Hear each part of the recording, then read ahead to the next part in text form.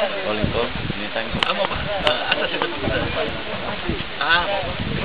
Calling ka? Sa kuban. Bayaman. Sige.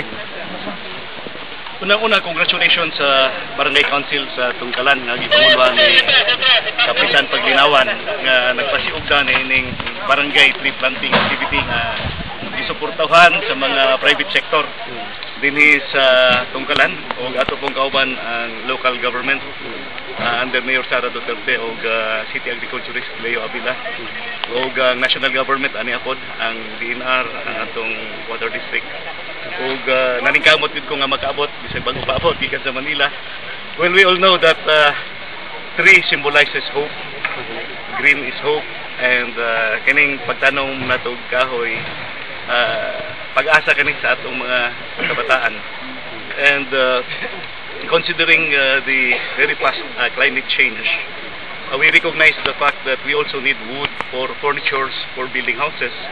There is also a need to really replace it as fast as possible. So magtanom kita og daghan nga kahoy, fast growing trees.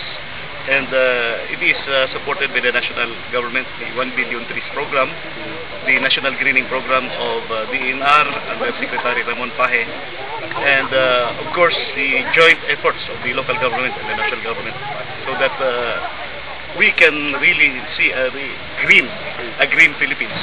So magtinabangay kita ug magsambayayon aron mapabalik nato kalasangan, mapabalik po nato ang daghang prutas dinhi sa tuwa.